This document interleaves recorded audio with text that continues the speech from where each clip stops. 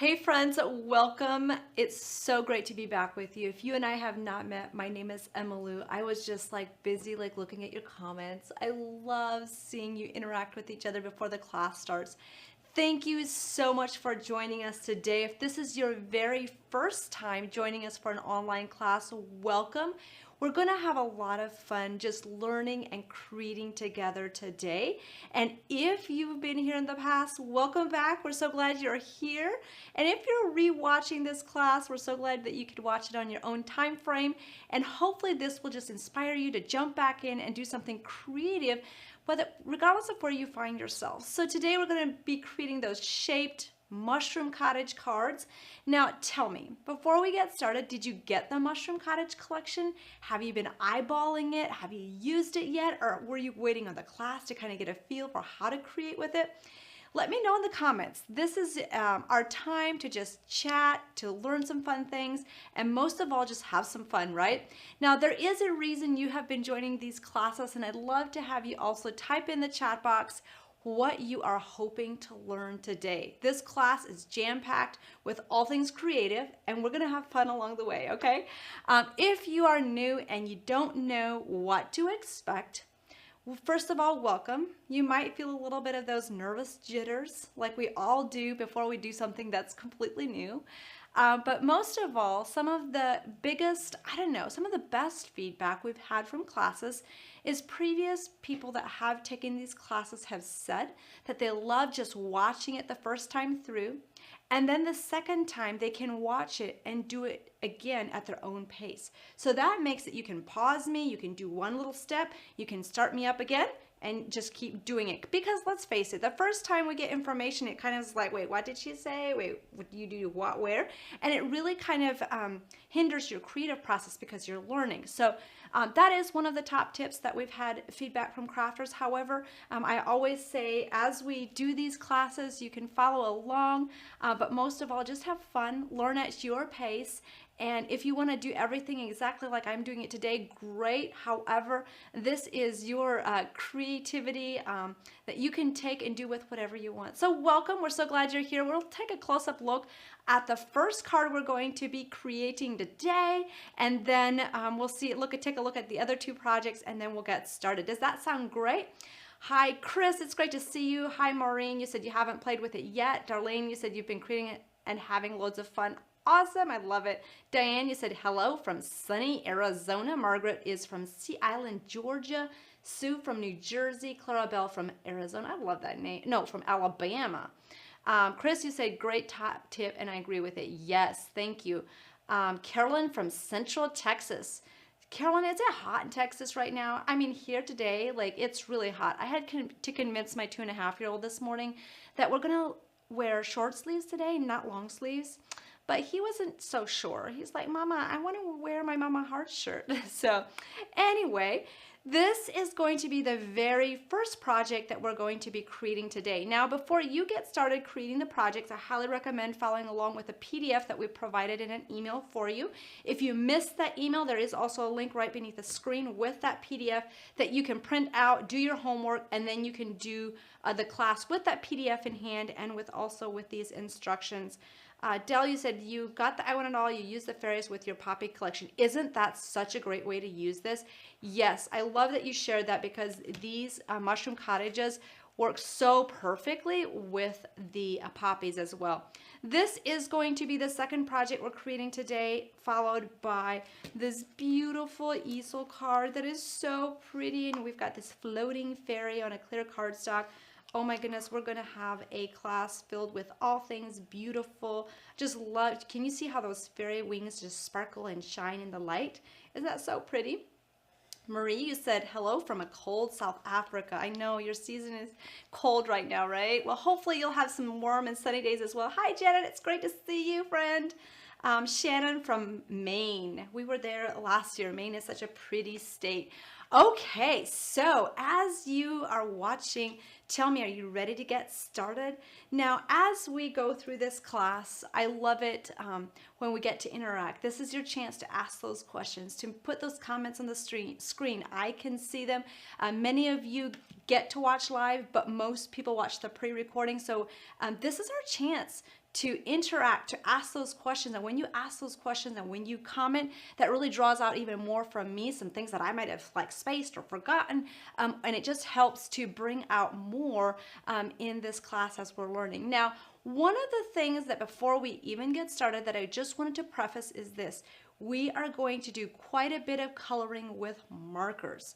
Markers are something that can be intimidating to some people, especially if you've never really mastered it or colored with it before. So everybody's coloring is different. I'm going to share some of my tips and techniques with it. However, if you have a marker that you personally have been taught with or that you love to use, stick with that. You can use the colors we're using today. However, you can take what we teach you and incorporate it in a version that works well for you. So with that, we're going to go ahead and get started by creating this mushroom card base. Now in the PDF, everything, all the things that you were supposed to cut out and stamp and everything was listed in there, so I won't spend a lot of time going over that. But with this mushroom, you would have cut out one piece that has that fold on the top, and you can cut it out off the stem at just about a 1/4 inch from this little notch on the side. Doesn't really matter. This is just kind of a guesstimate because this is going to be the top of your mushroom house. Now, like I said, you can do everything exactly like what I'm saying, or you can use your own creative twist and do your own thing using the example and inspiration that we're teaching in class today. So with this, we have a couple main, just plain die cut pieces that we have die cut. This is that main image from the cottage, the mushroom cottage. Let me see if I can find that die so you get to see this one. So it's just cutting this one out multiple times. Now I am not going to use quite all of the ones that were asked to cut out in the PDF. However, you get to use as many as you like. And basically you'll see why in a little bit. It just makes your card a little bit stronger, gives a little bit more of a backing. So you get to choose how you want to add these. So to get started, you'll see that this original card has a little bit of a tilt at the top, and it just makes it look so whimsical and beautiful and just like I want to live here, right? So with this one, what you're going to do is you get to choose how much of an angle you want. We angled ours to the left and just kind of off to the side, something like this. So I'm going to go ahead and add a little, let's see, okay, we're going to put it on this side. I am a little bit left-right challenged, so I have to always kind of remind myself which way am I going to put this. So I'm going to put a little bit of glue right on this side, and we're going to adhere this mushroom just with a little slight angle off to the side. And once that is adhered, I'll just something similar to this, okay? There we go. So you have that at a nice angle. Now, when you want to add the one on the inside, you want to make sure that it's lining up with the one you did on the front. So whether you do the front or the back first, really doesn't matter. You just want to start somewhere. So we're going to go ahead, whoopsie, and add a little bit of glue right in here. And we're going to bring this mushroom flat flush with this one and just close this. And that one overlapped over the back, and so you have this hinged on the top and bottom. Does that make sense? Now this is where I was saying it kind of depends on how much you want to add. You can totally do this a couple different ways. You can just go ahead and glue one of these pieces on top to kind of overlap this in here, or you could do a decorative piece. We just chose to do a white piece. So what I want you to do next is go ahead and add another white die cut piece just right on top here. It's not going to, oops, sorry guys, I flipped this the wrong way. I'm gonna put this away, and let's do this again. You want to make sure that it's lined up properly. So the die cut line, what I was doing is I was facing the die cut line the opposite way. So make sure you do it in a way that matches up. There we go. Perfecto, there we go. And then I would go ahead, use your scissors and clip off a little bit at the end. One of you said, Luz, you said, how are the babies? They are doing well. We have a little guy named Caden James that is 3 months old. He is growing, doing so well. He's cooing. He's starting to laugh. His little baby laughs are just the best. He kind of does this thing of ha ha ha. It's just so cute. so they are doing well. Okay, so we're gonna go ahead and basically cover this seam in here by adding another mushroom die cut piece on top. So that is where you are using all those pieces. So you could use a pattern piece at this point if you wanted to, totally up to you on how you layer those together. So just make sure when you glue these that it's lined up with the background base. And you can also do that on the back if you wanted to, which would just be layering this on the back. So totally up to you how you do that. I am going to clip this top piece off just a little bit so that it does not interfere with our fold of our card, okay? There you go. So the front still has a, or no, sorry, not the front, the back. The back is where I said you could go ahead and add this mushroom on top if you wanted to. So you can use as many of those pieces as you want, or you could use a decorative paper. Hopefully that makes sense. So now we are ready to flip this around. Your fold is going towards the left, and you're ready to decorate this. Now, to decorate this, you're going to stamp 2 of these mushrooms, and you're just going to stamp them with a black, and you're going to color them in. So one is going to be a little bit more of a pinkish tone, and one is going to be more of a purple tone. Now, with that being said, you can choose to do any color that you want, and I am going to finish coloring these today. So I did a partial color, and we're just going to finish that up so you can see how to color these. Now, as we go through any images that were colored, the techniques I am doing on this were used on all the other images. And as we go through, we will do some more coloring tips and techniques on some specific areas.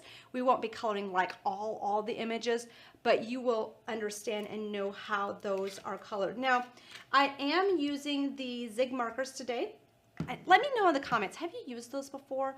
And one of the things I want to mention too, yes, we are using markers. If you find it easier to just sponge ink in, you can totally do that. So it's totally up to you, but we are going to go a little bit more in depth with coloring with markers today. So with this one, we are going to start with the lavender one. And I am going to use my, let's see what color this is. This is the lilac. And I'm going to add accents of violet, and we're going to use our water blender pen. We are also going to use a clear cardstock off to the side. Anything that is kind of like a non-absorbent surface, like a soap dish, or just something to the side, like, you know how those, something like this would work, like the wrapping of your die packaging, your stamp packaging, that would work as well. We're going to do a couple different techniques. One of these I haven't really taught in a class before with using the clear cardstock, so you'll see in a little bit what that does. But if you are using this watercolor pen, you can go right onto this light lavender marker, and hopefully you can see this pretty good. And you'll see that that is pretty dang light, okay? So that is because a lot of the color on this tip has already been taken out. So I'm going to go a little bit more directly to the paper to bring some of that color down. And we'll do a little bit more, okay? So you can do a direct to paper. You can bring that color in, just kind of wet that paper. You can go back, you can do some stripes of that lavender. And then this is where kind of the magic happens if you use this clear cardstock. You can color, which this is going to be hard to see, but I am coloring some of that marker off onto my clear cardstock.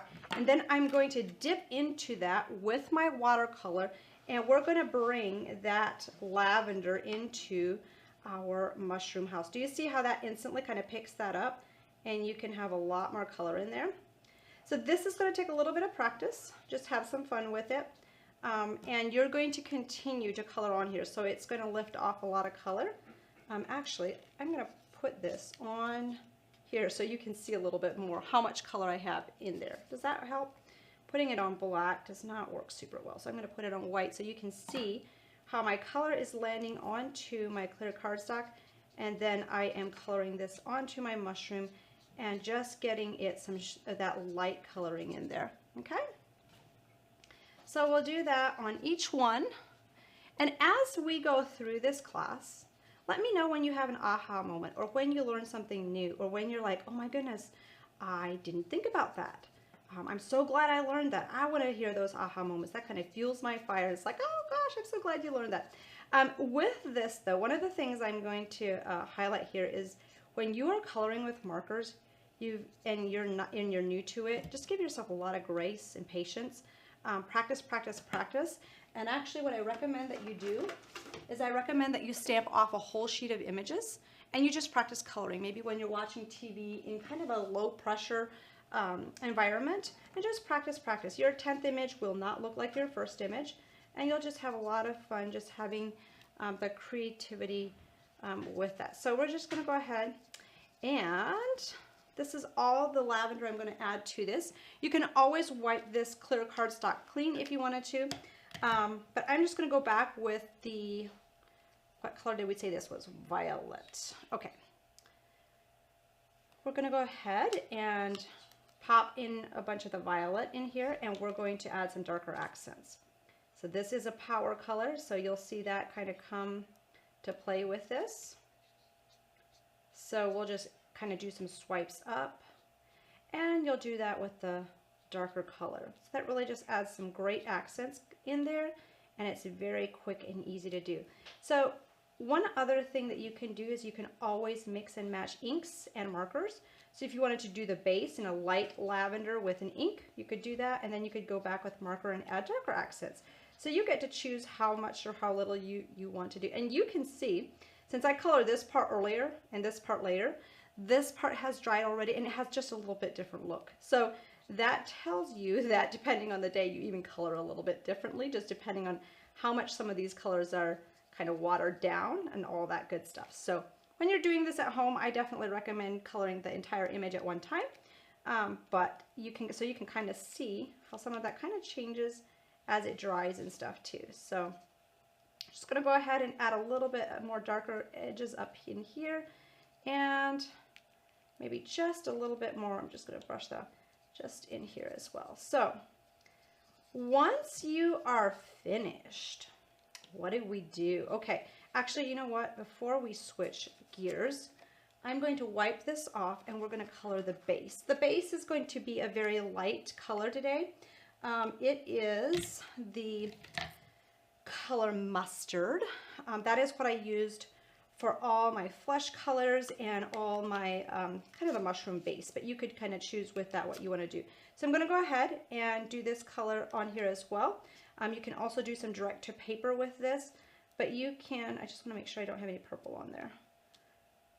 It's one thing you want to make sure that you don't have when you go from color to color. So you can really quickly just kind of blend this out and color this mushroom stem. This is going to be at the bottom. So when you hit that color initially, it's going to be the darkest, and then when you kind of fade it out, it'll be more light in the center. So that's how I kind of start in some of those areas that I want to have a little bit darker, and then just fade that color out. And then we add a little bit of the green. This one is the olive green color, and we'll add a little bit of that at the base of the mushroom, and you have that color. So pretty easy to do. And we're going to lay this one aside, and as you can see on the finished one, you can color in the shutters and the windows, add a little bit more green, just do some fun things with that. For the pink one, pink. Okay, so pink, you can do all one color, or you could blend with these two colors, which is the light pink and the pink color. So with this one, let's just have a little bit of fun, just experimenting with different colors. And you'll see myself like brushing off this watercolor onto my clear cardstock, just to make sure I don't have some of the previous color on there. But we'll just add some of that pink color to the base. So if you want to have kind of a two-tone pink, you can add that, which is kind of fun if you wanted to kind of blend two different colors together. So tell me if this is how you're used to coloring. Do you use a different coloring technique? Is this helpful? Let's see. Leslie said, Wendy, that is a great idea. Never thought of that before. I think I missed what Wendy said. She said, I like the zig markers. I numbered mine, did a color code with them, so it's easy to see the colors when choosing a color and attach it to the marker case.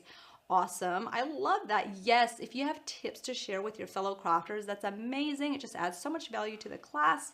Adele, you say you love zig markers, but you need a water brush too, or at least I do. Yes, you definitely do need, because if you just use these direct to paper, it's what I would call like super power color, and it's hard to blend.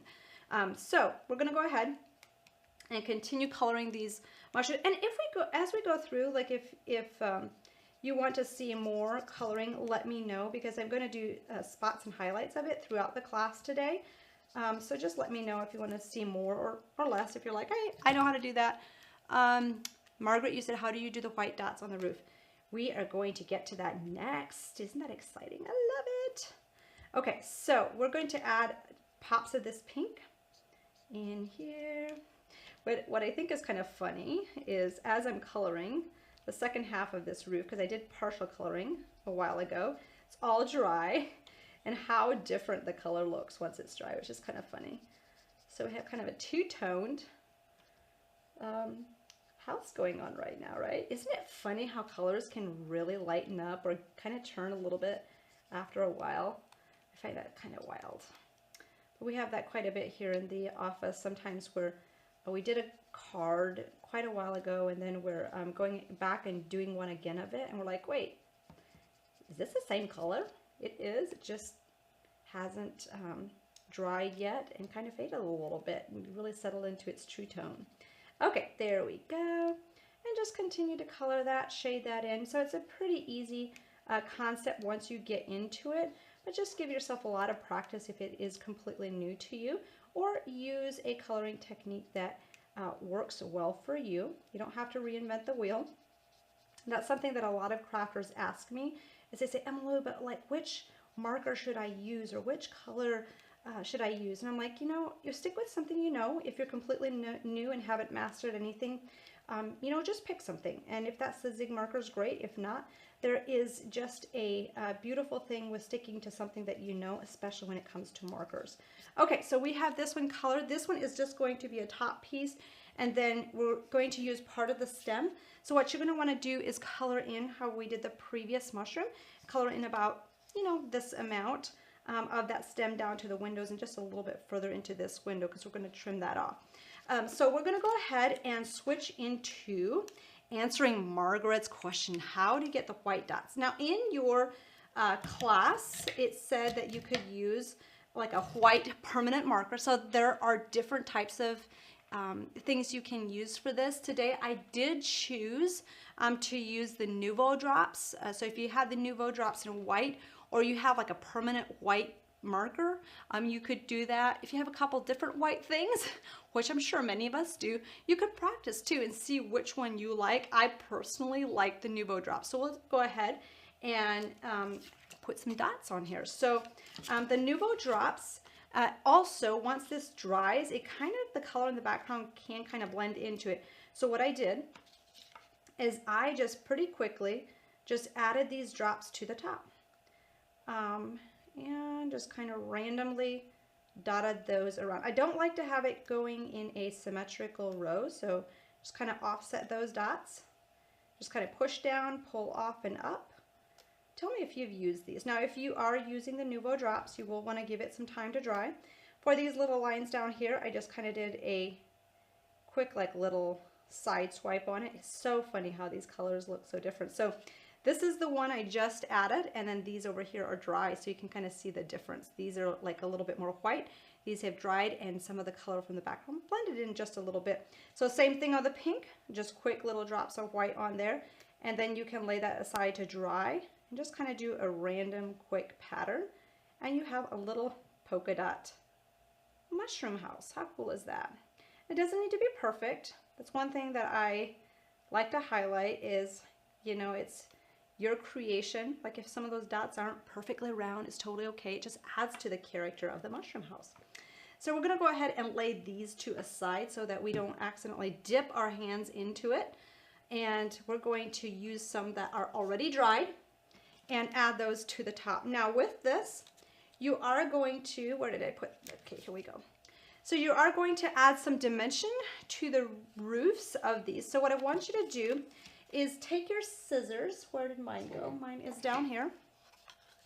And I want you to go ahead and cut off right in here and add maybe 2 foam dots right at the base of this roof.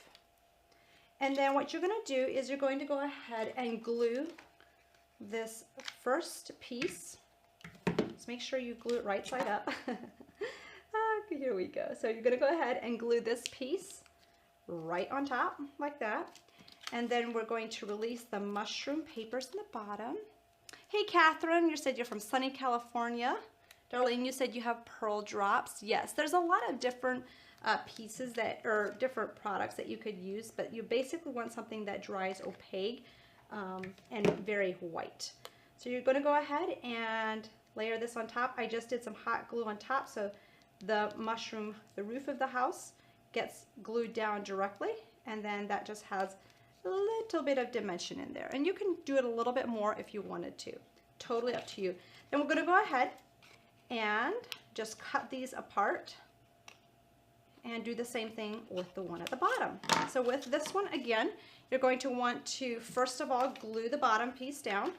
Oops, I've got all sorts of glue stringies happening. We're not even that far in the class. How does that happen? Does that happen to you too? Hey, top tip, if you have a lot of glue strings, you can use a heat tool, and those glue strings will dissipate very quickly when you're finished with your project. You can also kind of pull that up a little bit, bring that release paper off, and you have an instant dimensional top. Diane, you said you like the Nuvo drops, easy to use in pretty colors. Yes, you're so right. We have quite a few different colors on the website if you don't have them yet, but they are super, super easy to use. Some of my design team members have even designed like little ladybugs and all that fun stuff with the Nuvo drops, which is such a creative way to use them. There we go. Isn't that amazing? So this is the base of the card. Like I find that when you just look at the picture of it, once it's all embellished, it looks pretty complicated, but it is super simple. And that's the great thing about the online classes is it's like a GPS.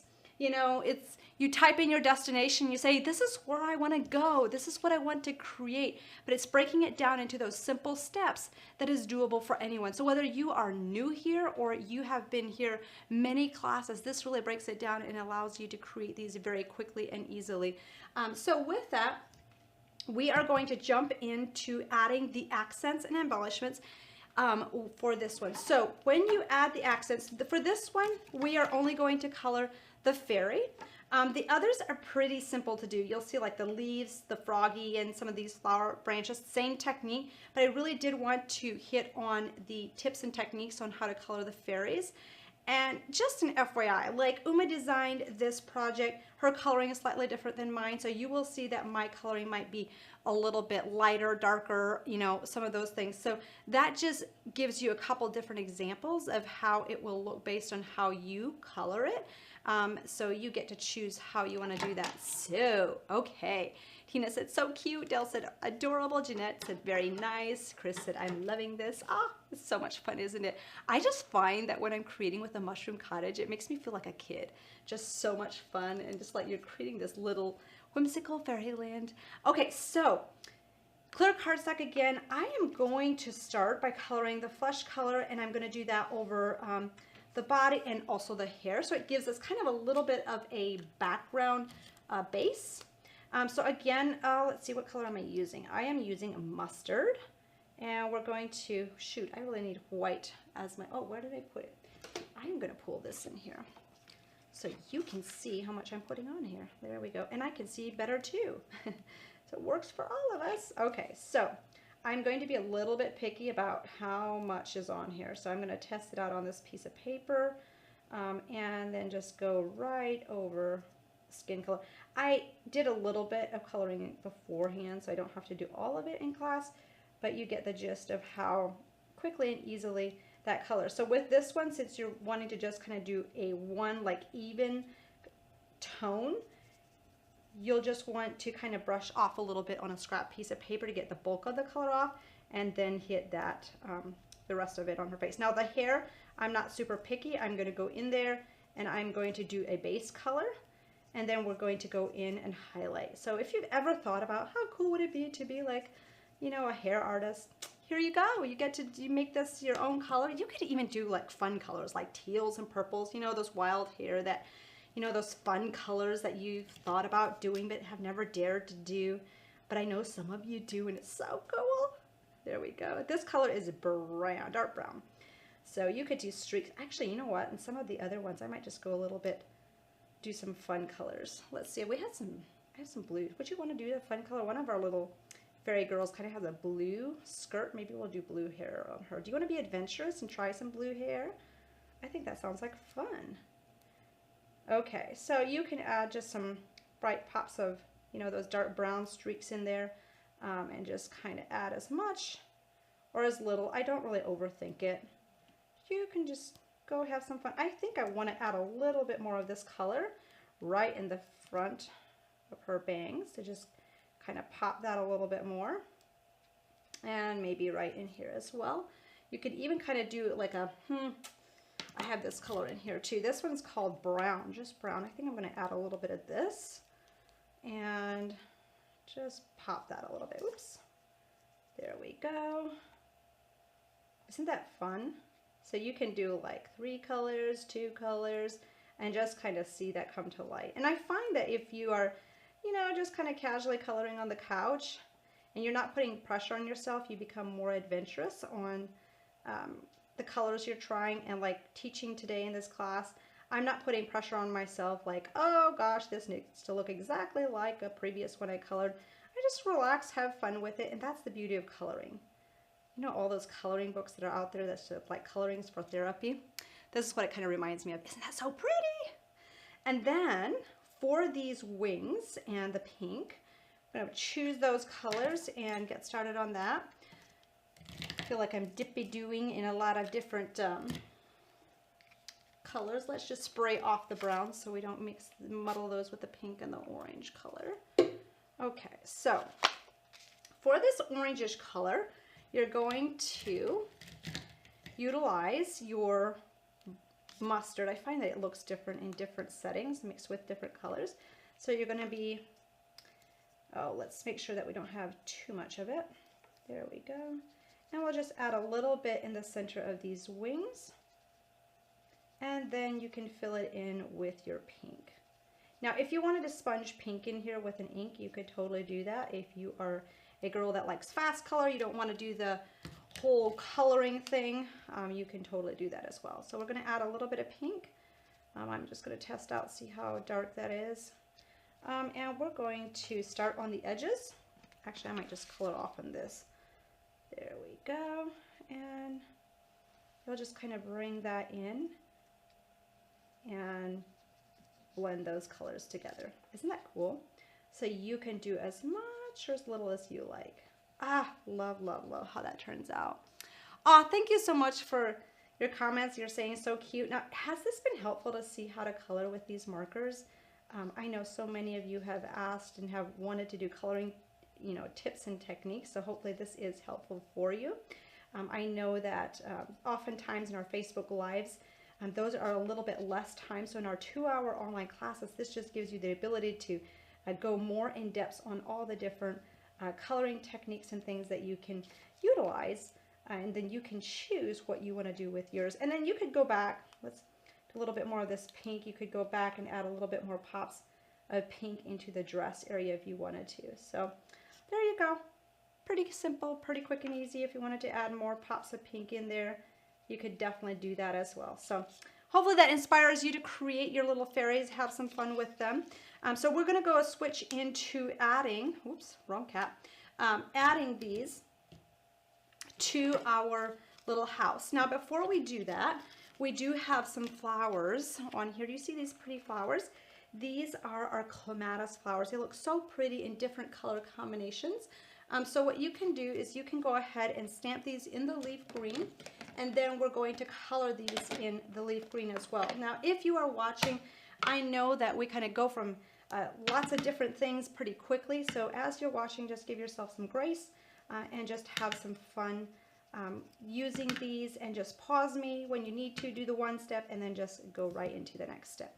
So we'll just continue to do that on each one of these flowers. So it's leaf green, just a quick, easy coloring technique. And then you'll pop this into the mold. Now, the technique that I'm using to shape these is the technique that we use for all the flowers. Some of them are just colored in different ways. So we're going to go ahead and just put this into the shaping mold and lightly mist this. And these were stamped on our deluxe flower shaping paper, so that really holds it very well when you are at home creating with these. So I'm going to go ahead and pop these in, run these through the machine, and that will just shape those for you. And then I'll show an additional tip that you might want to add to yours it's totally up to you. This mold shapes beautifully, but I wanted to give you just a little extra special pizzazz to this one so that you can utilize it if you choose to do so. So we're going to bring this out. Oops, the one stuck in here. And that is using our golf shaping tool. So let me bring that out along with my shaping mat. So you'll want to grab your mat and your golf shaping tool, put those upside down.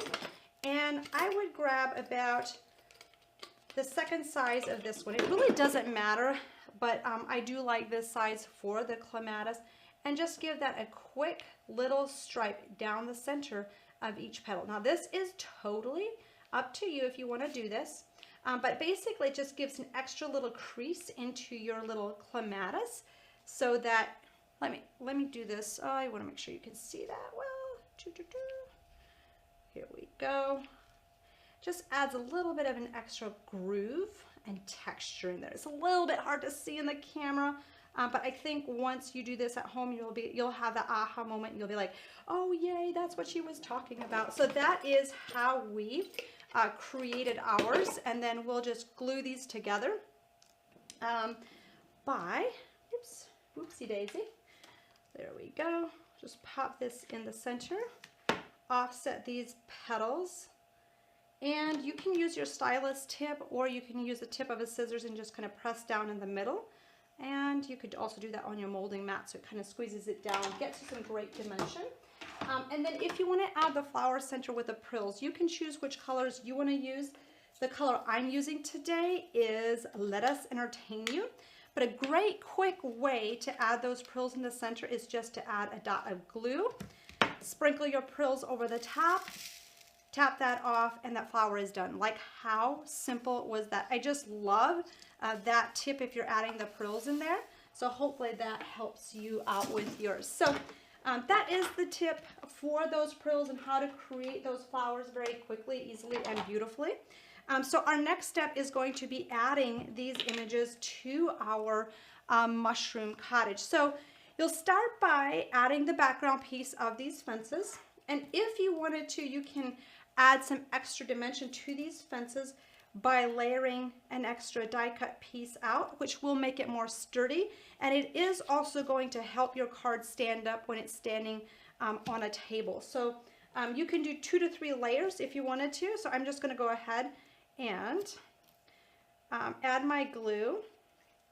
So we asked you to cut a couple of these out so you can choose how many you want to add. I'm just going to do 2 layers of cardstock there, and then we'll add another layer to the other side. This little fence is so adorable, and I find that it really helps to build these mushroom scenes. Now when you go to glue this down, I'm going to move this one to the side. When you go to glue this down, you will want to make sure that your fence is even with your surface. So you're going to go ahead and just add some glue, just a little bit on each end here, and put it on. And then I like to set this up and just make sure that fence is being set into place perfectly straight. So if people ask you what you were doing, you can tell them, I was helping to put in a fence today, and I'm really great at it. I am applying it. It is installed pretty great. It will stick. Okay, so this one, since this is at an angle, this one will need to go down a little bit further. So there you can kind of see, and then when you open that up, that will stand up great. Isn't that so cool? Carolyn, you said yes, very helpful in showing coloring techniques. I'm so glad to hear that. Thank you so much for sharing that. Okay, so we are going to go ahead and add our next variations. I did have 2 of these pieces, and we will just pull these apart. And we're going to go ahead and add one of these down here, pretty much right in this section. So you don't see much of the fence, but it is in the background. So it really helps to stabilize the card base, which is really great. And then we're going to go ahead and layer her on top. Now you could use foam dots if you wanted to. You get to choose. And just make sure when you do layer her that she is looking like she's sitting down as well, and that's pretty symmetrical. So that's this side, and then on the opposite side we have a little flower pot. This one was just color with your purples, your green, and your brown, so very similar to what we did with the other fairy, just a little bit of a different color combination. So we're just going to go ahead and pop that on top. And then you can 3D your froggy, or you can just glue him directly to the fence. He's just sitting there greeting everybody and saying, hello, do you live here too? I like to create little stories in my head when I'm creating with these. Do you do that too? Diane, you said you got up early, but looks like I have to watch later as I missed some of it. We're so glad you're here, Diane. Thank you for getting up early. And yes, that is a great thing about these classes is you can always go back and re-watch it.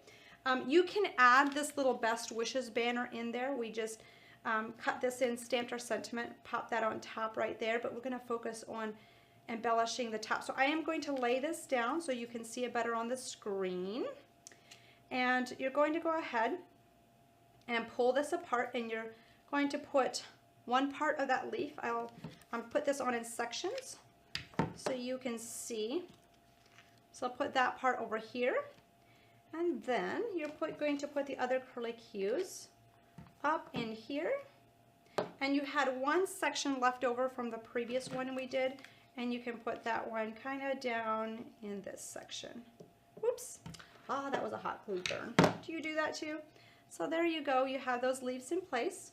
And then you can go ahead and pop your little fairy in, okay? Here we did multiple colors, so you can really have some fun with those fairy wings. And at the end, we can do some more coloring. If you're like, hey, I want to see some more coloring techniques, just let me know which ones you'd like to see in action, so we can make that happen for you.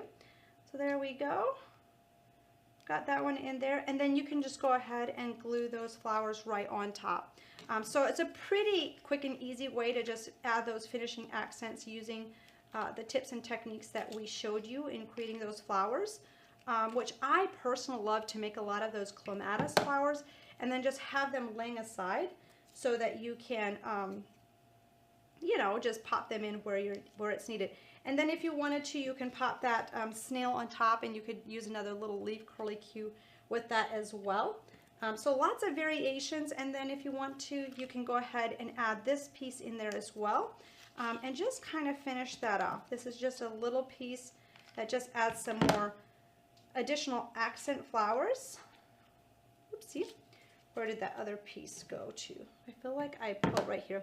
It's stuck to mine. We're going to go ahead and just pull this apart. You don't have to be super picky about where you pull it apart. I'm just pulling it in 3 different sections and just kind of adding it as a background.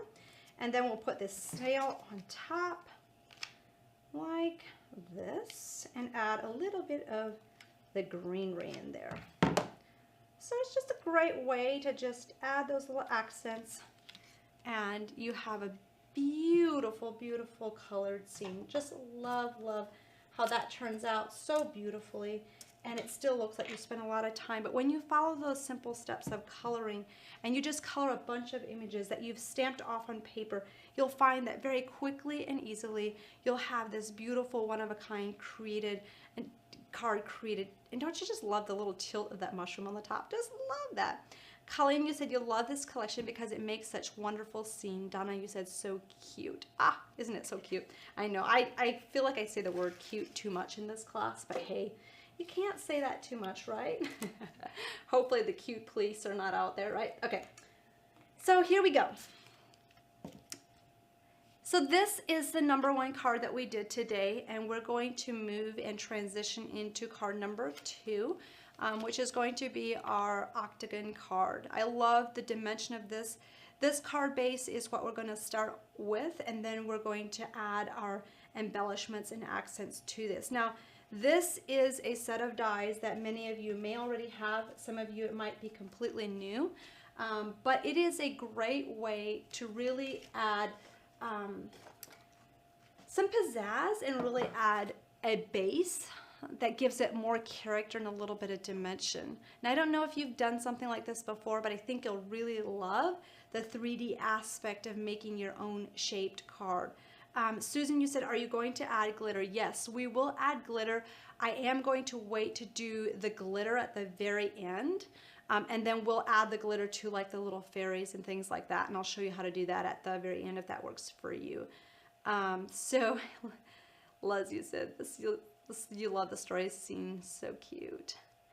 Darlene, you said, can you open that one up one more time? Are you talking about the first card? I think you are. Let's go back to this one and open this one up. There you go. And just remember, if you wanted to decorate the inside with decorative paper, you could totally do that. So just keep that in mind. We just left ours white, but you could add some really cute scenes on the inside as well very quickly with the decorative paper. The paper is so, so pretty. So if you are watching this class and you have some items that you didn't get and you're like, oh my goodness, I want that, we have added the links right underneath this screen that you can order those products that you don't have yet. And as a thank you for watching today, you get a free paper pad with a $100 purchase, and that code is 875183. And just make sure that you use that by July, it says July 6th. Yes, July 6th. I was like, July 6th is past. No, we're in June. We're not in July yet, but we're close. So just make sure that you take advantage of that before it expires, and Cindy will pop that code in the comments again so that you have that handy, but that is for a free paper pad. I would highly recommend getting more of the mushroom cottage paper or whichever paper pad that you don't have yet. But that is one that I've been cutting into and using so much, and I used a lot for this class too. So we're going to go ahead and get started with a card base for this one. This is an octagon shaped card, super, super pretty, using these beautiful shaped dies. Do you have these already? I love the elegant centerpiece dies. So we're using a combination of the simple centerpiece die and the elegant heart centerpiece die. And with this one, we're going to just start from the very base. So you're going to cut your card base, and when you do that, just make sure that the top of the die is extended a little bit so that you do not cut off the fold. And then you're going to use that exact same die size and layer this piece on top. Now in the PDF that you got, it has all the instructions on which die and which paper to cut this from. Don't look at the back of this paper, it's so pretty. But we wanted to use the green with this. So we're going to go ahead and layer this on top. And it's going to feel like it's a little bit, here, hang on a second. Just rotate this because we have it extended over the top just a little bit. There we go. And just position that, line that up. Okay. Now, before we add another piece, you'll see that this die, or this card, has this just for you hanging off the side. And that is something that you'll want to add before we add the decorative piece. And this is where you want to take the tag. I would go ahead and stamp your sentiment next, punch your hole in there, add your ribbon, and then you can glue it down. So just go ahead and glue these two pieces together. And then you can add that to this piece, and I have it coming off the right side of the card. So just make sure that you know where your fold is, which the fold is going to be on the top. So I had to feel for that. I'm like, wait, where's the fold? And I am going to use my hot glue gun so that we can glue that down and adhere that pretty quickly without moving it. So you can go ahead and stamp your sentiment, and then you can lock this into place and add this beautiful decorative die on top. Isn't that fun how that just matches so beautifully? I am going to just add glue in the center and just go around those edges and add this. If you're doing this at home and you want a little bit more time for it to dry, you could use your dry as clear glue and add a little bit more glue if you wanted to. It's totally up to you. So that creates that card base.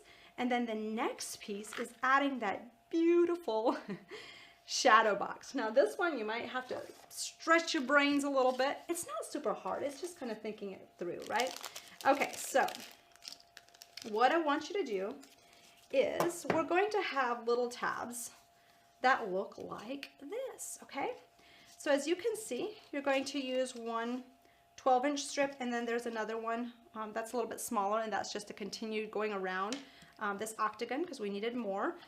And your card, your PDF will tell you how much more you need. This is a little bit extra, so just keep that in mind. So we are going to show you how to score that. If I can find my score pal. Yes, here it is. And let's just move some things out of the way. So this is let's measure this strip again to make sure. Okay, this strip is 1 1/4. And you are going to, let me just remind myself, this is scored. Okay, right here it is 1, 2, 3/8 and 3/8, okay? Now, here's the thing. It really doesn't matter where you score this. Basically, the center is going to be the width of your shadow box, okay? So I'm going to do a 3/8 inch score line. Oops, I just ran off the side a little bit. And a 3/8 inch. Okay? And then what you're going to do is you are going to score this, flip it the other way, and you're going to score this at every 2 inches. Okay? So 2, 4, 6, 8, and then 10. Okay? And then all I want you to do is you're going to go ahead and clip a little V where each score line comes down, okay? I don't know if you can see that very well. So you'll basically clip that V in towards this score line in here, okay? And you'll do that on every score line that you brought down at 2 inches, okay? And you'll do that on both sides. And what this does is this gives us the option to bend that paper quite well when we're doing this. Now, when we add this to our card base, I'm just going to tell you this, like, I would recommend that you use the dry as clay glue so that you have some wiggle room and so it doesn't dry too quickly, and just give yourself some time. I'm going to be using hot glue, but that means I have to work a little bit quicker and have my placement pretty precise. So you just continue to do that all the way down, and you'll do that on every side here. We missed one part, so I'm just going to clip that in there. So you have this piece. Does that make sense? Okay, so Dell, you said you need to make this and you want to do it with a masculine twist. It would be super easy to do that, just using a little bit more of a masculine color scheme. You could really easily do that. So we are going to go ahead after you've created this. This second strip looks to be like around 6 inches, maybe a little bit longer. You don't need all of that, I know that, but it's so you have a little bit of extra. You're going to go ahead and fold all of these pieces, and we're going to use the long one first, and then we're going to bring the short one in and just use that as needed. Does that make sense? Okay, I know everybody's kind of quiet, just focused on concentrating this. This is one you might want to watch multiple times until it feels pretty much like, okay, I got it, I got it. Okay, so this is the piece that you're going to be gluing it to. And I do glue it to this piece first, but before we do that, I would glue your cardstock piece and your decorative green piece together. So I'm going to do that next, and then we'll add our dimensional piece. Now, what I'm doing today really is something that you could use with multiple shapes of dies if they're kind of a plain shape. Just cut those little slits, and it reminds me of if you've done sewing, it's the same concept. It helps your fabric move and bend how you want it to. So we're going to put this upside down onto our table surface. I'm going to put my black cardstock underneath in case my glue leaks, and just pick a spot, okay? So you are going to go ahead, and when you glue this, I do want to make sure you can see this very clearly. You want to make sure that this fold line and this fold line do not extend past these corners. That will make that when you go around, you want to make sure that you squeeze that in as much as possible so that you have this score line pretty much matched up with that corner as you go through. So I'm going to go ahead. I'm not going to glue down this little piece right away. That's just going to hang there till the end. So we're going to go ahead and we're going to bump this as close to that corner as we can. I know it's white, it's kind of glaring out a little bit right now. And if you feel confident, you can use the hot glue as well. Just kind of pace yourself. So we've got that one down. I'm going to add a strip of hot glue, the next one. There we go. And just make sure that as you go along that this next corner is bent in real well. See that? Isn't that awesome? I just love how that comes together. Okay, and then we'll add the next layer of glue. So fun to see this. It's like, oh my gosh, I can do this with just paper. Who would have known? So as you can see, like right now, I am pushing my limits a little bit with where that's curving. Like right here, my corner is a little bit offset from that. So let's see. I might need to, let's see. I'm going to clip this off because it got off center just a little bit, and we'll start rehinging again. So we're going to go ahead and just clip that off so that you can kind of keep on going. So we'll just do this, and so if you have that happen, just clip it off, and then we're going to kind of restart again. Now I'm going to try and see, let me fold this one in. I want to kind of test something out before we just keep on going here. Let's see here. If I can, let's see if I hinge this in over here. We're going to have a gap in here. Okay, I'm going to use my next piece and start coming from the other way, and then I'll just use this piece to fill in. So you don't have to be super picky. You can kind of like, you know, play around with it. Just have some, you know, like, okay, I can piece this. This is one that is super easy to piece. Actually, you know what? Let me fold this the other way because we have some writing in here and I don't want that on the outside, since we are not covering that with paper. Okay, so we're going to go ahead and I'm going to push this little seam inside, and we're going to add our hot glue. There we go. And we're going to pop this. Let me just trim this off just a little bit.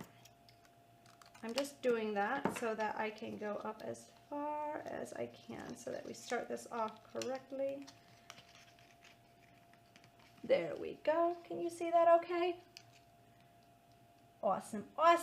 Okay, now we can just go ahead and we can hinge this little tab right here in with the one we just did. So don't be afraid to kind of really piece this. And hey, one of the things I would say with this too is it's just paper. So just do a practice run. If you're like, oh my gosh, I don't know, could I do that? The answer is yes, you can. You might just need to practice it a little bit till you get confident with what you're doing. It's not super hard. It's just kind of piecing it and making sure that it continues to just scallop right along those edges. So we're going to go ahead and add this piece, and then the piece that we had trimmed off. Here we go. We're going to go ahead and we're going to add that one in here. We'll bring this forward, and we'll bring this right in underneath, and this one will come in on the side here. There we go. Now we have these pieces that are sticking up, so we're just going to go ahead and continue to glue that down. Hopefully this is helpful and you can see what I'm doing here. I know this is a little bit piecey, but we're just going to go ahead. Now if you wanted to, you could totally add some decorative cardstock on the outer edges to hide all of those gaps if you want to. And there we go. And let's see, do we need to glue anything down there? Okay, so I am going to these areas where we brought them together. I'm just going to add a little bit of glue and just tab that together before we start gluing this to our card base, so that that is easy peasy to glue together. So we're just going to go ahead and do that here as well. Just kind of glue those seams together. There we go. And we have one more seam. Okay. And this is all done. Yay! Love that. Okay, hopefully this inspires you on how you can utilize this, and then I'll just go ahead and add, kind of bend all these tabs down, and we have a nice little spider web right in the center. Can you see that? That's what happens when you have lots of glue trains going back and forth here. Okay, all you need to do is just center this on top, and you're going to glue that down. So what I want you to do is before you glue that down, let me grab this piece. You're going to bring this in. I noticed that I'm missing a piece, which is not fun. Okay, so you're gonna get the gist. What I'm gonna show you this piece right here so that you know what I'm talking about. So you're going to take this decorative piece and you're going to glue it on top of here, okay? So I'm going to show you how to glue this shut, but you want to make sure you glue it shut with the decorative piece glued on top of here, how I did this one. So make sure you do that. So I'm going to lay this one aside because this one is done. And we're just going to show you how to glue this shut. So just make sure that before you glue this shut, put your decorative cardstock piece that's the same size on top, and then you'll lay this down and you are literally going to wrap this around, okay? So you're going to bring this in, and it's going to be like a little box that you're going to glue shut, okay? So we're going to do that and just glue that shut. I thought I was missing something. I was like, wait a minute. Where is it? Where is it? Okay.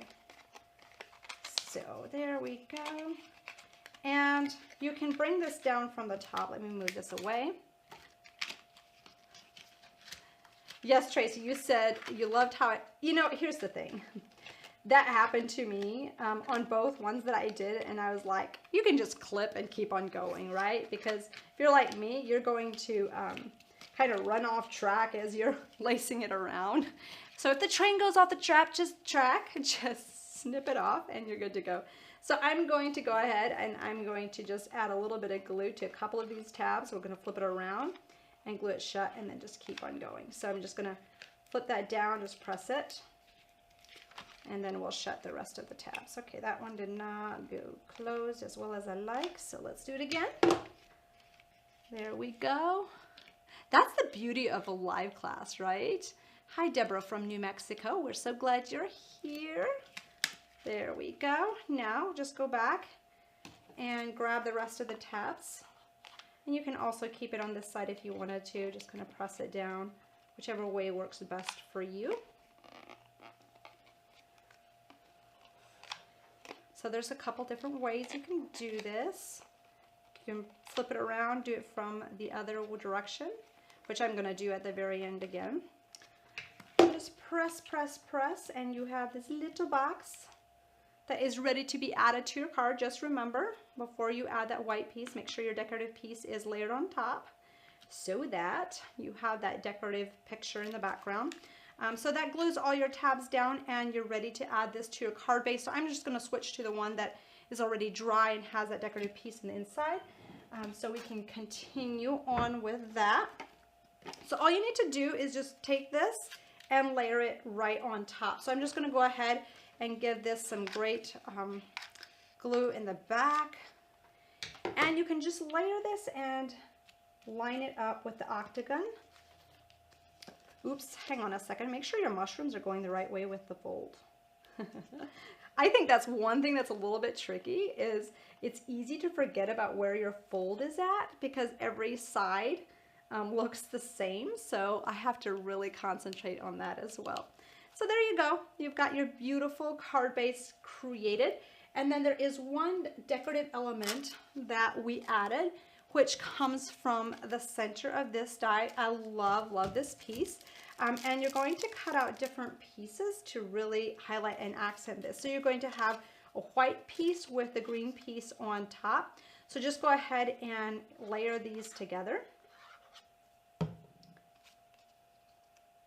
And then I like to add the gold and the white decorative piece with just a little bit of an offset so that you see the gold. I know it's a little bit hard to see in the lights and with the camera here. So we're just going to go ahead and add a little bit of glue to this white piece around those edges. So tell me what you've been loving so far, what has been your top tip. I know that there's many different aspects to this class, with coloring, to adding glitter, to shaping flowers, to creating beautiful decorative card bases and interactive easel cards, which is so fun.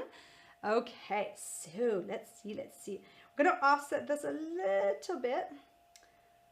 pretty much like this. Then we'll flip it around again and glue this gold piece to this card base. Isn't that so pretty? I love how this accent just flows so beautifully with these octagons, and it's such a beautiful background piece. So we're going to pop this on. Oops, let me just pick this up, recomputing, repositioning. There we go. And we're going to glue it on here just kind of like this. So it's pretty much in this octagon center is pretty much in the center of this piece that's coming down right here. So I am going to go ahead and just add a line of glue. Whoops, let me grab another glue stick. And let's add a line of glue right in here. Oh, I have all sorts of things falling to the floor. Do you have that happen in your craft room? Oh my goodness. Gotta just make sure that it's not, oh, it was my glue. We do need that. My dry clear glue. I thought it sounded like it, but I was like, is it really? Okay, here we go. So there you have that beautiful piece. Just going to pull that around just a little bit. I want it a little bit further. There we go. Okay. Now you can go ahead and embellish this and decorate it however you like. Now with this one, you can color these pieces however you like. You can have some fun decorating it with as many leaves as you want. But I am going to show you some coloring tips and techniques with this. And then we're going to actually, you know what? I'm going to color some of the images on this paper sheet. So it kind of gives you an idea of what you can do when you just need to color. You haven't die cut them out, but we are going to be using this one. We're going to be using this one. And then we also have this one as well on this card. So you can kind of pick and choose which images you want to use on these, but those are the ones that we did. So we're going to go ahead and just color a little bit with this on this girl. And I need another white. You know what? I have some white in here. I'll just add in the background here so that we can see how much of our marker color that we have. Deborah, you said, thank you, Emalu. Love your classes. I'm so glad you're here, Deborah. Thank you. Okay, so we're going to go ahead and clean off our coloring mat, and we can keep on going with this. Okay, so for this girl, we're going to start with the, let's start with the wings. So this has like a beautiful green. Sorry, I'm kind of tripping over my words a little bit. I think that's because I get too excited. So we had the green and the blue. So with this one, let's go ahead and start with the green and just add a bunch of this to our clear cardstock. And then I'm just going to dip my marker in and kind of brush off some of the color we had on there previously. And then you can just start adding that color onto her beautiful wings. Isn't that just so pretty? And you can just kind of fade that out and just continue the coloring. If I know it's a little bit darker, I kind of hit the edges that I want a little bit darker first and kind of fade that in, okay? So we'll do that around these edges as well. And hey, you could always also just use your ink colors and blend these in, but if you love using markers, this is a great quick way to add those marker colors very quickly and easily. We're going to switch. Oh, this one's olive green in case I didn't mention that. Sometimes I just grab colors and I kind of forget to mention. I'm going to use a mixture of cornflower blue and peacock blue. Peacock blue is a really what I call a power color. So I'm going to do kind of a gradient of 3 on this one. So we're going to go in with that. Oops, let me see. I want to make sure I don't have too much on there. And we're going to add a little bit of a gradient color on this one. Do it in a grouping of 3 and just color in with that. So you can kind of pick and choose how much you want, how much color you want to add into this, or if you want to play around with 3 colors, if you just want to color with 2 colors, totally up to you. But it kind of blends it nicely. I'm just going to blend this up a little bit more. And don't be afraid to kind of go into the previous color. And I'm going to just close this up. I still have some of that blue on my mat if I need to use it. And then Del said, what ink do you use to stamp the images with? I used the black archival ink. I think it's called Jet Black. that right? I think so. And I think that's listed on the product list. If you have that list, that should be linked right underneath. So this is the peacock blue that we're just going in on the bottom. And yes, the archival black ink will make that it will not bleed. Just make sure that you stamp that on a high quality cardstock. I am using our Luxe flower shaping cardstock, which is a really great cardstock to also color on. And you'll see that since I don't have this die cut out yet, I can just kind of go over the outside edges, and it really gives those edges a really great color as well. And then you can just come in, and I just added quite a bit of color, squirted a little bit of water onto the actual paper to kind of blend that out a little bit more. That just came out of my watercolor pen. Okay, so I'll just kind of finish it with this. I feel like I want a little bit more color in here. And that's kind of the basics of this. If you wanted to have a little bit more of a, of a color shading between these two, you can go back with green and just kind of color into the blue. I like to go back and do that quite a bit if I had with the first color. Let me go back and get my green marker, put a little bit more on my tray. There we go. And you can just add a little bit more of that blending between those colors in there. So hopefully that gives you just a little bit more inspiration on some of that. This one, you could color the dress a couple different colors. Oh, I know what I was going to do. I was going to make her hair blue. Maybe that's too much blue. Let's see. Let's go for it. Do you want to try that? Let's do a little bit of, I'm getting a little bit adventurous here. Let's do a little bit of a yellow undertone and see what happens. Do you want to get creative? Do a little bit outside the box with this. If you don't like it, you can always scrap it. Who knows? I might not like this. We might like it. So we're going to do that yellow undertone, which was the mustard color. And we'll see what happens with a little bit of blue highlights in here. Now, if we all decide we don't like this, I tried it, and you could see if you like it or you didn't. You'll have to give me feedback, right? Okay, so I'm using the middle color of blue. We're just going to add some streaks of color through there. I think this is looking like it could be something. Do you like it? Do you not like it? It's okay if you don't. Maybe some of you will like it. Maybe it'll be a mixed. Do you like the touches of blue in there? I think I do. Okay, let's add a little pop of red in her dress. This color is called wine red. This is a pretty bright color, so I'm just going to add a little bit of that into her dress.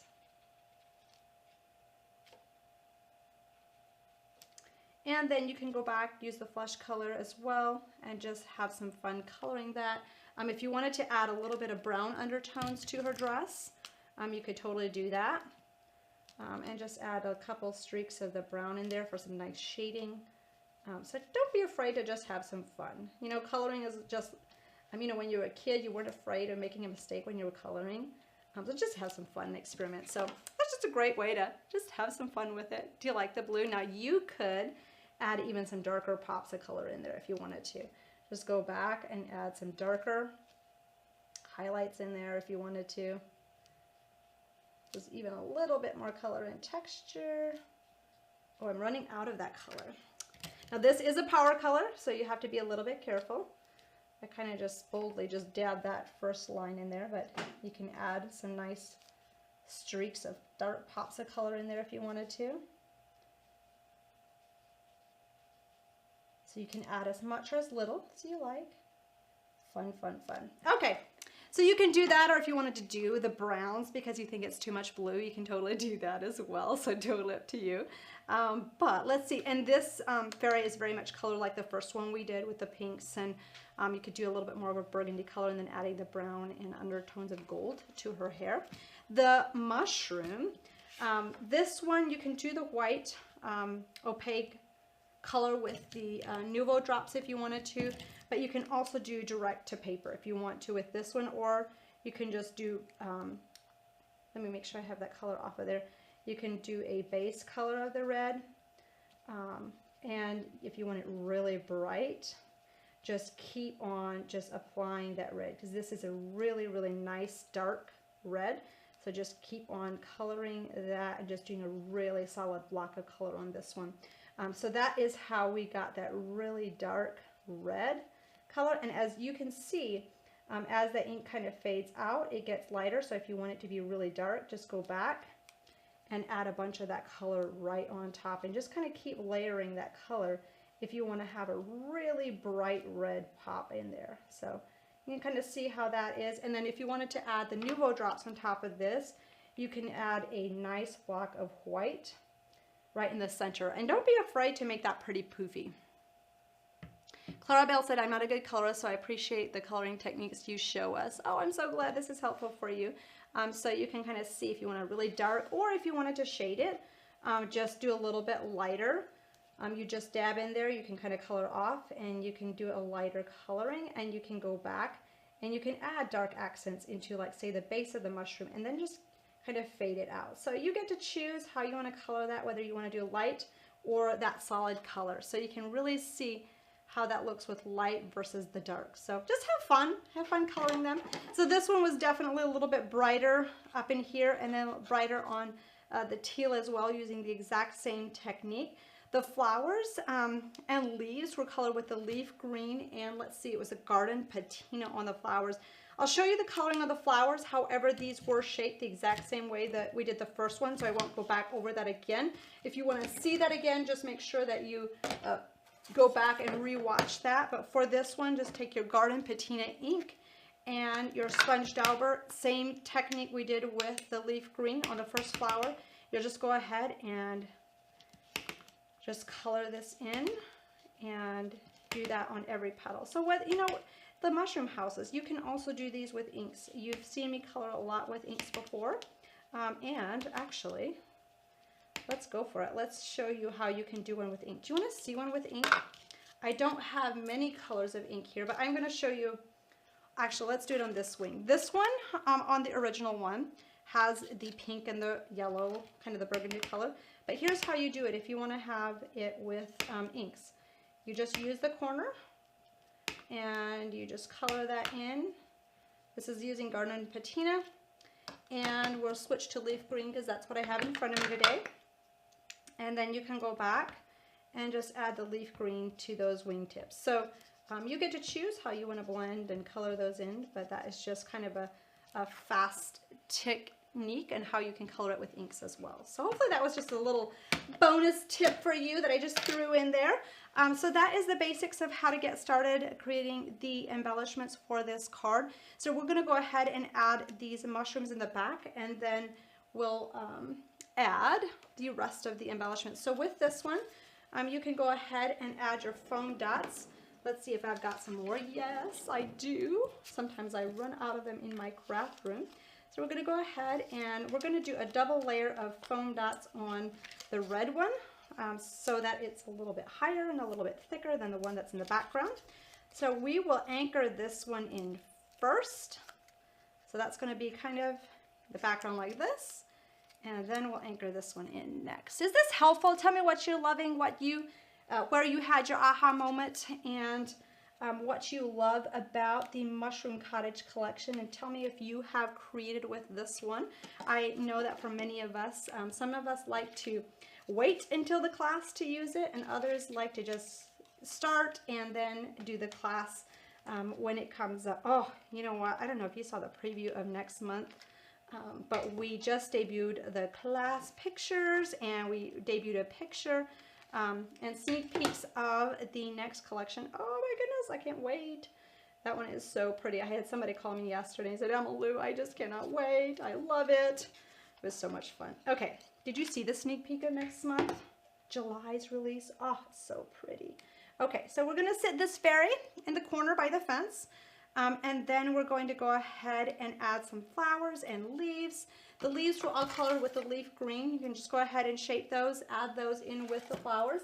I added the, which color of prills had I added? It was the lettuce. Was it Lettuce Entertain You? No. Was it that one? Yes, it was Lettuce Entertain You in the center of these flowers as well.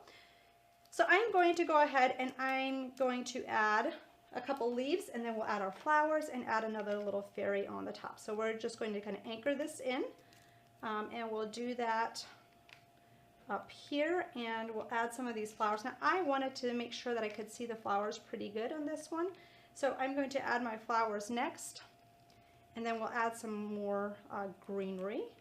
But before we do that, we'll tuck our little fairy that's sitting on these leaves right in here. Isn't that so adorable? I just love how that turns out. Okay, now once you have these anchors in, 2 leaves up here, 2 down here, the flowers and the fairy, you can go back and you can fill in with the filler leaves how you want to. So this is where you can pull them apart. I'm going to split this one in half, and I'm going to start just adding these leaves in. You can add as much or as little as you like. You might add more or less depending on how you placed your flowers. So I'm going to just go ahead and put one on opposite sides of each other here. I'm going to tuck a little bit of leaves. I pull this one apart. Don't be afraid to do that. Just pull it apart if you feel like you need to have it shortened. You feel like you need to have just a little bit more, but you don't want it to be too long. Just going to really tuck that in underneath, and maybe even a little bit underneath that flower. And then I'm going to go ahead and add half of this one. Just going to pull that apart. This is where it's kind of like, oh my goodness, where did you pull that apart? Honestly, I just kind of look at my leaf and look to see where I need to have something filled in, and then pull apart according to that. And I'm going to bring this in on the other side. So we asked you to cut out quite a few leaves and accent pieces. You might have some left over that you can use for a different project. So that finishes up those pieces very beautifully. And like I said earlier, we'll go back and add some glitter to this as well, to these fairy wings, so that you can see where that glitter goes and how it lives in there. Isn't that so pretty? I just love how that turns out so quickly and beautifully. Delia said you can't wait for the star collection. Oh, I know. And Del said, I was thinking the fairies would go great with the star collection. You know what? You are so right. I didn't even think about that. That is amazing. Thank you for sharing that. So true. That would work very beautifully with that. So this is our octagon card, our number 2 project. Love how this turns out. I'm going to lay this one to the side, and we're going to come back to it for glittering. So you can let me know if you have any questions. And as we go through, like I said, we haven't done all the coloring on every single image, but if you have questions about any of that, just let me know in the comments. I am looking at those. So we are going to switch gears and go to the third one, the last but not the least. How does time go so quickly? I can't believe we're ready for our last project. Thank you for being here today. I just love teaching these to some of the best crafters on the face of the earth. I know some of you are re-watching because many of you cannot watch live, so I love that you get to watch this at your own pace, and if you are an insider member, you had automatic access to the class. How cool is that? Okay, so recomputing card number 3. Oh my goodness, isn't this stunning? I love how this turns out. It is such an interactive card. It is using some beautiful decorative dies. I love how this is using the clear cardstock, and this little gal is just flying in. You can create your own storyline of what you think is happening here. So beautiful. I'm going to lay this to the side, and we're going to go get started with the card base. Now I'm just going to tell you, for this one, there is a piece that comes out of the side right here. Now when I did mine, I have to say I had to look twice, 3 times, 4 times to make sure I put the pocket on the top flap and not the bottom flap. So just a heads up as we go into this project to keep that in mind. And if you do make a mistake or you glue it upside down, backwards, or any of that type of thing, it's just paper. We can always restart, but I know it is disappointing when we do that. But anyway, Christy's it's such a precious project, right? Okay. So this is an easel card. It is so beautiful. I'm thinking you might have a hard time giving this away. And if you don't want to give it away, it's totally okay. We're going to go ahead and start by creating the card base, and then we will add our accents and all things beautiful on this one. So with this one, we are going to start on the inside first, okay? Does that sound good? So we are going to take our gold cardstock and layer this beautiful light pattern piece on top. So I'm going to grab my Dries Clear Glue, just go around those outer edges, and Clarabelle said, I love that I can watch this over and over. That is one of the top things that crafters love. Because heck, I mean, if you'd be trying to just keep up with me today, like I know exactly which piece I'm going to put where, when. And when you are learning, it takes time and everybody works at a different pace. And that's the great thing with being able to rewatch is you can rewatch it, you can pause it, and you can just work at your own pace. That keeps it fun for you and you're learning. You can stop it, you can recontinue in a different day. It's so much fun. Now this is a card base where we are folding the top in half. So go ahead and do that. This is 6.5 by 6.5 inches. And then you fold this panel at 3 1/6 inches, okay? Now this is the part, this flap right here is the part that we are going to have that fold tag, this little holder that you can have a hidden message, a picture, something fun in there. Tell me what you would like to see in there. But this is the tab. This one is a pocket that you're going to cut 7 inches by 4 1/8 inches, and you're going to score on 3 sides at 1/2 inches, and then just clip off the sides so you can fold this. So again, those measurements are 7 inches by 4 1/8, and you are going to score 1/2 inch on 3 of those sides. So this is what's going to create our pocket. So we're going to go ahead and just glue this on first, so we are 1 and done. And okay, so when you open this, it is this part. It's the bottom of the flap. I know, I just have to remind myself over and over, because by the time I flip and fold and all the things, I'm like, wait, where was this? What was that? And if you want to have some time to work with it, you could use their Dries Clear Glue. I'm just using the hot glue so that it bonds instantly and quickly for me today. And you will just bump that right up to the fold in here, and then you will go ahead and glue the other side. So this is a great technique that you can utilize on any card size, and just add a hidden pocket very quickly and very easily. I'm going to go ahead and glue that in, and then we will do our last pocket. Oops, that wants to come up.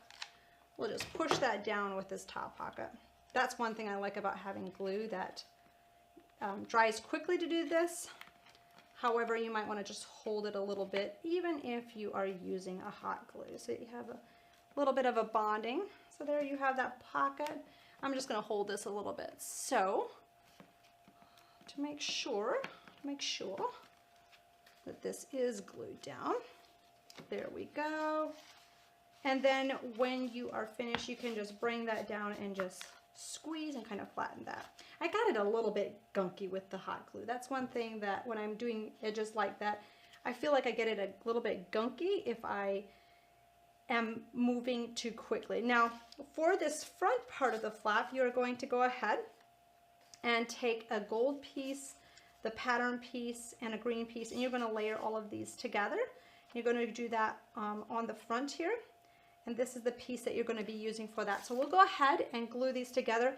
If you missed out on the sizes of these, you can refer to the PDF that has all your homework with all the sizes, and that you can go back and cut those out at your convenience, so that you don't have to try and remember all the measurements that I have on these, just saying them verbally. So we're going to go ahead, layer this piece on top. Now tell me, do you love the Mushroom Cottage paper? It is so pretty. I just love these little pieces. So stinking cute. I'm gonna go ahead and glue this, put this in the front, and you've got that front piece decorated very quickly. This wants to slip and slide. There we go. And then, so you'll see on the inside, this top part is white. You could decorate it if you wanted to, but this is your tag. We do have this back part decorated as well. So we're going to decorate the tag and that back part next. So if you wanted to, you could just bring this up, just have that card closed, and you can go ahead and decorate the opposite side again with the green gold and this decorative paper piece. And this piece is going to be flipped with the decorative, kind of the pattern side on the top or right hand side. So we're going to go ahead and glue this all the way around the edges and add our gold piece, just making sure that that is lined up properly. There we go. Just go ahead and add our glue for this decorative piece. Love, love that. Do you love using the dry clear glue to layer papers together? I love how well it sticks, but how it gives me time to move things around as well. Okay, there we go. And then we're going to go ahead and just layer that on the top piece of this card base. And then we'll glue these two pieces together for our tag. You can add a ribbon on this tag as well. So you can totally have some fun doing that, just bedazzling it up. And you could stamp a sentiment, you can add little photos, you can add something meaningful about the person that you are giving this to. I don't know if this is wide enough for like a hidden gift card. I think that would be cool too. Chris said the paper is precious. Diane said that glue is your favorite. I know, right? I use it all the time. And for crafters that haven't used it yet, they're like, where have you been all my life? Okay, we are going to use this decorative piece kind of as an anchor to hold up this easel card. So when you do an easel card, I do like to use some three-dimensional glue, so to speak, to hold it in place. So I'm just going to go ahead. We have two layers. We have a cardstock layer and we have a paper layer. So I'm going to go ahead and glue this piece down first. And I'm going to use, you could use foam dots, but I'm just going to use quite a lot of hot glue and just layer that down. And it's going to be a little bit 3D. So that will kind of help catch the card easel when it is standing. So I like to use a decorative piece to do that with. So we're going to go ahead and do the offset of the gold and the white for this next piece using the Dries Clear Glue and just go around those edges. Okay, there we go. Super, super pretty. I love, love how that turned out. Then we're going to go ahead and just offset those with the gold. Isn't that pretty? I love, love this die. If you don't have this die yet, let us know. But we have it below that you can get it very quickly and easily. But it is one of those dies that we find ourselves using all the time. It makes beautiful shaped cards, but also this inner piece is just so pretty to frame sentiments and also use on the base of an easel card to really hold up the piece that you'll be gluing or that you want to have standing up. So that is all glued down in that section. Isn't that pretty? So you've got your card base ready to go. And then when this lays down, you have a seam on both sides. That side popped up just a little bit. There we go. And then you're going to have this propped up to pretty much assemble the rest of the card. So we're going to lay this aside for a little bit. And we're going to go ahead. Oh, you know what? I forgot to mention this. When you are adding this layer in, you will want to add the clear cardstock layer. And you can kind of just pop that in behind. I didn't glue up right close to it, but this is a circular piece. I'm just going to add a little bit of the hot glue at the base, and we're just going to stick that right in this section. Oops. There we go. So you will want to make sure that you're able to squeeze that in between one of those layers. It doesn't really matter which one it is, but that gives you, can you see that? Oh, it's kind of hard to see. So there we go. One of you asked, Maria said, is the 18-ounce glue back in stock? I am not sure about that. That might actually be a question to email in to our customer care team, and they can double check to see if we have an ETA on that. So we are going to go ahead and glue this magical frame together. So pretty. So you are going to use this beautiful Simply Classic oval die. There are so many pieces in here. There's 11. If you don't have it yet, girl, you are missing out. It is one of those dies that I reach for over and over and over. And it is just so pretty. I love how it creates this kind of magical frame with this paper scene. So with this one, you're going to go ahead and you're going to do a lot of layers, okay? So you're going to cut another piece with the oval in the center. Now, we do have this... the instructions on which ones to cut out in the PDF so that you can see which layers to cut out where to do that with which dies in that set, because there are 11 of them. So we're going to go ahead and layer this piece on first, and then we'll add the gold and white on top. Now with these, since there are so many different layers and dimensions, you can really layer this so beautifully, and it comes out so pretty. It's so great for many different occasions, which I absolutely love. You can use it for your Christmas cards, birthday, get well, thinking of you. The projects you can create with this are absolutely endless. Oh, love it. Okay, so there we go. So just a little bit of offset on the gold. I feel like the gold is so hard to see in the lights, but I think you get the gist of how that looks if you've done that at home before. If you haven't, you totally need to try it out.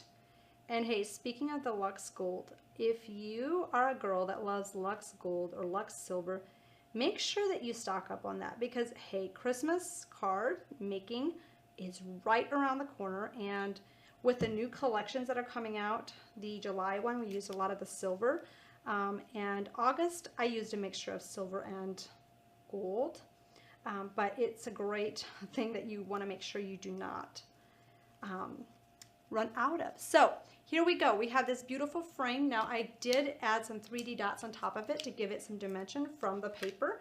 So just go ahead and do that next. So we're going to go ahead and add this, and then we're ready to add our little pieces. Now for the flowers and the coloring on this card, very similar to what we did on the previous ones. So hopefully that coloring that I showed you was very helpful, that you can utilize on this card. If you have questions, drop them into the comments before we end this class, which we're not ending it right now. I just wanted to give you a heads up, like if you're thinking like, oh my gosh, I really would like to learn this about coloring, yet pop it in now so I make sure that I cover that. But you're using the exact same techniques that I showed you on the previous two cards, and you can just have some fun coloring it. So that is the frame. Now just imagine this frame with so many of our different scenes in our paper collection, so you can really do a lot of fun variations of this frame in different seasons. So you can go ahead and just layer this frame just kind of right in this section in here. So I'm going to go ahead and add some hot glue so that sticks and attaches very quickly, so it doesn't move around. And I am also going to add a little bit of glue onto this circle so that it is adhered to the oval. So I'm just going to flip this around and add just a little bit of glue right in the back to bring this circle up so that it is standing with my oval, so that it doesn't lean and sag back. So hopefully that helps you. Maria, you said this year I'm going to try to start my cards really early. That's great, and it makes it that it's more enjoyable for you to create those Christmas cards, and it also makes that you don't have to rush through it, and it still keeps it really fun, which I absolutely love, love, love. Okay, so for this one, you are again using a fence. You are using one of the fairies off to the side, along with some of the wild roses. Now, we did a mixture of clematis early, so you get to choose whether you want to do the wild rose or the clematis on these. The wild rose was just colored with the pink inks and shaped in the shaping mold and done the exact same way that we did the clematis. It was just using a different flower. So with this one, we're going to go ahead and add her right up in here. Then we're going to tuck in some leaves behind her. We're going to add some flowers down in here and all that fun stuff. So before we glue her down, we're going to add a base of leaves, and then we're going to add a little bit more after we've added her to the top. So we're just going to go ahead and add some leaves kind of to the side here.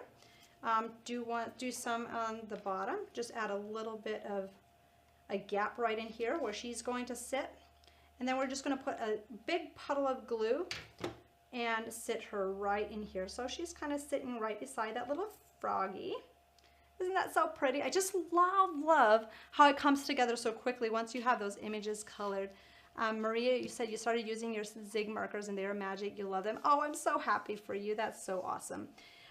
Okay, so we're going to add a little bit more of a base of leaves around this bottom part. And then I think, let's see here, I think we're going to just stick with that right now. And then these are your beautiful wild roses. It's the small ones that you can kind of mix and match and put in here, kind of tuck in between this little girl, just up in here. And then we also added some of the leaves on this side with the flowers. So I'm just going to go ahead and add some of those in there right away. Let me grab another leaf here. There we go, and we'll add some up in here. And we added our flowers. I added 2, so you can kind of bring those in here. And this one I used the mini pearls on front, so these were colored with a pink ink. You can use the vibrant fuchsia or rose madder, whichever one you choose. Works well with these color combinations, or you might have a pink ink that you absolutely love to use. I'm going to go ahead and add this fence in next, and we're just going to add it right in this section. And then we have one of our little mushroom houses that will live right in this section. Love how that little guy looks. Ah, so pretty. And these little mushrooms, I don't know if you noticed these. Oops, this one kind of slid to the side a little bit. These are so pretty as accents and fillers. So you can kind of color those using the same coloring techniques we did earlier, and you can just fill those in here. And then you can add the little fairy that is fluttering across the sky, just right on top of this circle, and just kind of makes it look very magical. Just make sure when you put her down that she's just not sliding around too much. Donna said, what is the size of the finished size of this card? This card was it 6, what did I say? I am forgetting, was it 6.5 by 6.5? Do I have a ruler? Yes, I do. Here we go. Let's see, I just want to make sure I gave you, yes, 6.5 by 6.5 is the finished size of this card. Like, you could totally make it 6 by 6. You can, you know, alter that. This is one that I would probably hand give or put in a special handmade box when you are giving this one away. So this little frog lives and sits on top of the fence here. I love how he's just like ready to go. He's like, I'm here for it. And then you can go ahead and add some more filler leaves. Now, in our homework that we gave you quite a few, you know, different leaves and stamped images to stamp and die cut out. So if you are doing this and you're like, oh my gosh, I didn't use all of them, that's okay. We did ask you to cut out some extras to make sure that you have plenty, so that you have all the filler leaves that you need and that you want when you are layering this in, because you might choose to use more or less than I did, depending on how you layered and how you put this together. So hopefully this is very helpful for you. So you can go ahead and add this one. I really love this as an accent piece. This one came out with a Floral Shop collection, and it's a leaf that I use over and over, and our design team members do as well. And then we do have some really itty bitty flowers. This is that come from the fuchsia that we just stamped in the Vivid Chartreuse. Shaped them with the very same way I showed you with the Golf Shaping Tool. Added a little bit of stamens in the center, and then you can add those as fillers in with your leaves. And it's just a really teeny tiny flower that just looks really pretty added into these backgrounds. And I'm just going to add just a little bit of a leaf down in this section as well. I'm just kind of coming off the side of this mushroom. And I might just tack on another little flower up in this section. So you can add as many of these little white little flowers as you want. I kind of, I'm like, oh my gosh, I want to add one here and I want to add one here. So if you make a bunch of them, you kind of have free creative reign on where all you want to place those. I just added another leaf down in this section, and you can keep on going, you can quit, you can do so many different variations of those. So glitter, these are so fun to glitter. These are so fun to color. They're so fun to put together in these beautiful storybook form cards.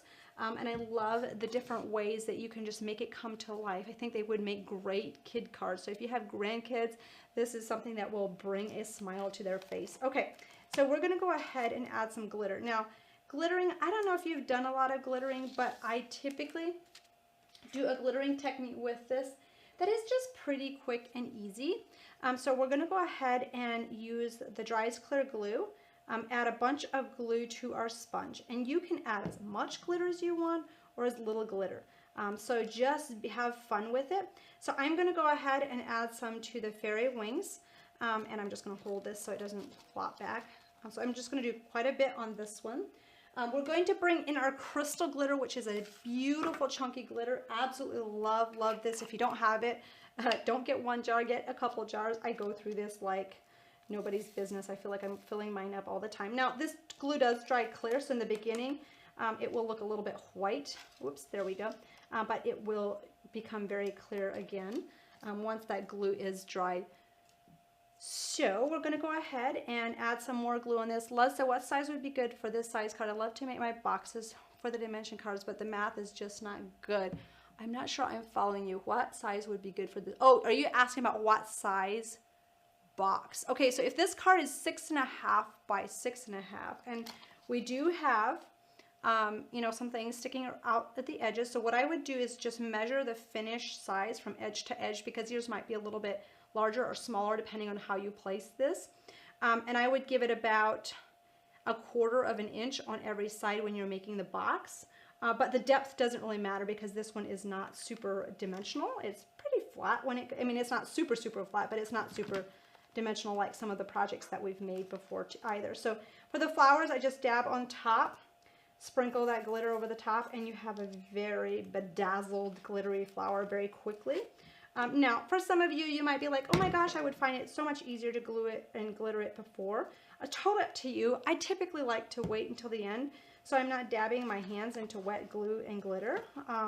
But if you have the time and you want to do it before, and you have time to have those images dry before you're gluing them down, you can totally do that. And it doesn't take a lot of time for it to dry, but it does take a little bit. So we're going to go ahead and just finish adding the glue to these flowers. And you could always add glue to other areas too. Like if you wanted to add it to the mushroom houses, you could add it there. So it's up to you how much or how little.